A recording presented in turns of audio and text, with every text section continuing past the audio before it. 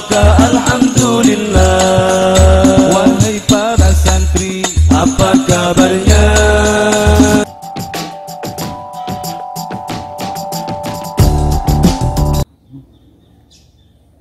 Assalamualaikum warahmatullahi wabarakatuh. Alhamdulillahirabbil alamin. Kita telah diberikan kesempatan oleh Allah Subhanahu wa taala untuk bertemu dengan bulan Ramadan.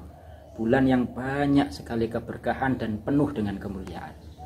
Bahkan Nabi Muhammad SAW bersabda dalam salah satu riwayat, "U'tiyat ummati khamsa khisalin fi Ramadan lam tu'tahunna ummatun minal umami qabla." Bahwa di bulan ini umat Nabi Muhammad SAW diberikan 5 keistimewaan yang tidak pernah diberikan kepada umat Nabi sebelumnya. Yang pertama, diceritakan, diriwayatkan bahwa khulufu famis shaim fi Ramadan atyabu indallah min rihil miski. Bahwa bau mulut yang muncul dikarenakan puasa Ramadan menurut Allah itu lebih harum daripada bau minyak wangi misik.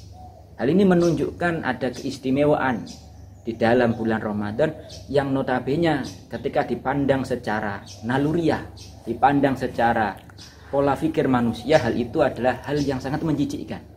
Bagaimana bisa bau mulut yang tidak harum itu menurut Allah di bulan Ramadan lebih harum dari wangi misik.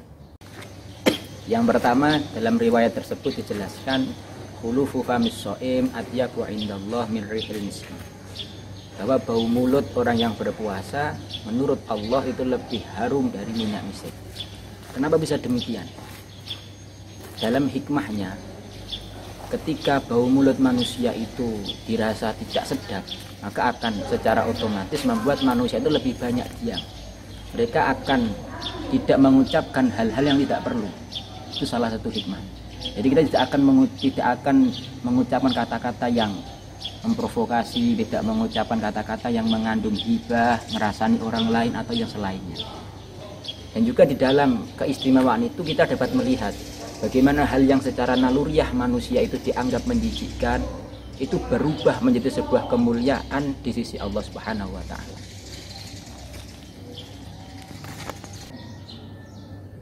Keistimewaan yang kedua adalah atastaghfiru lahumul malaikatu hatta yuftiru.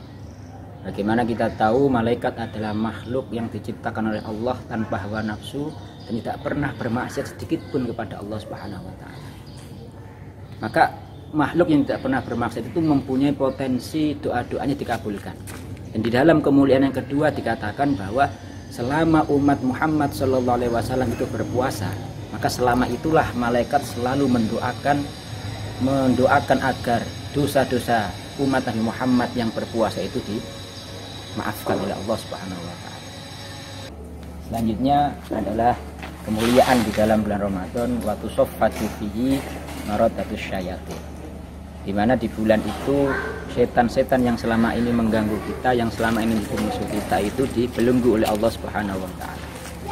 Hal ini merupakan kesempatan bagi kita untuk memperbanyak amal. Di mana setan sudah nggak bisa mempengaruhi kita, tidak bisa mengganggu kita untuk beramal soleh. Itu tinggal kita, bagaimana kita berbuat untuk memperbanyak amal dengan tanpa gangguan tersebut. Jika di bulan yang tidak ada gangguan setan ini kita masih saja bermaksiat, maka itu perlu dipertanyakan. Bagaimana kita mengatur hidup kita? Jangan pernah menyalahkan setan yang menggoda kita, karena pada saat bulan Ramadan tidak ada setan yang bisa merayu kita untuk melakukan maksiat. Istimewaan selanjutnya di dalam bulan puasa ini, umat Nabi Muhammad SAW telah dipersiapkan oleh Allah untuk menempati surga-surga yang setiap harinya diperindah oleh Allah. Dalam riwayat itu diceritakan, wa yuzayyinullahu kulla yaumin jannatahu. Selama bulan puasa, Allah memperindah surga-surga untuk menyambut umat Nabi Muhammad SAW yang melakukan ibadah puasa.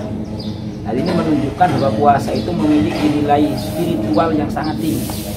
Bahkan dikatakan dalam satu hadis dalam kitab Bukhari Muslim, kullu amali ibni Adam lahu, setiap amal yang dilakukan oleh anak turun Nabi Adam itu untuk mereka, illa shaum, kecuali puasa.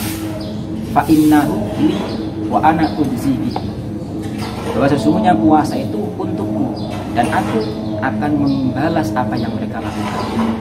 Jadi setiap amal kita, sholat, sedekah, itu semuanya kembali kepada kita. Tapi untuk puasa khusus kembali kepada Allah Subhanahu wa taala, dan Allah sendiri yang akan memberikan balasan. Maka dari itu Allah memperindah surga-surga yang nanti akan disiapkan untuk umat Nabi Muhammad SAW yang melakukan ibadah puasa. Maka jangan lupa kita berpuasa dengan keteguhan iman yang kuat dan juga keistiqomahan untuk melaksanakan ibadah-ibadah yang lebih baik dari sebelumnya. Keistimewaan yang terakhir dalam riwayat disebut wa yaghfiru lahu fi akhir lailah, di mana setiap umat Nabi Muhammad SAW yang berpuasa maka di akhir malam dosa-dosanya akan diampuni. Terus sahabat bertanya, ahya Lailatul Qadar ya Rasulullah, apakah yang dimaksud akhir malam itu adalah malam Lailatul Qadar?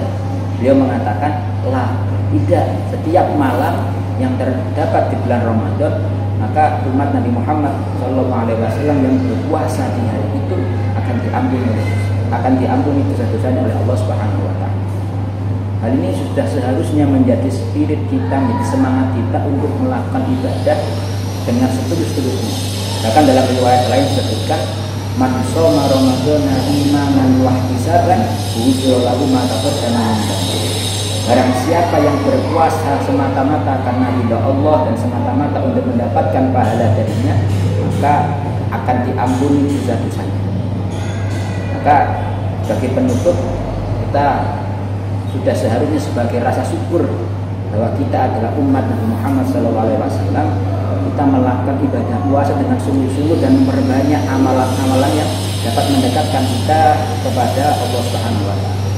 Apalagi kita ketahui kondisi kita saat ini sedang diserang oleh wabah COVID-19, yang mana dijelaskan dalam hadis bahwa sesungguhnya adanya wabah, bencana dan yang lain itu adalah wujud dari Allah mengingatkan kepada kita bahwa di kehidupan yang sedemikian singkat manusia telah jauh dari.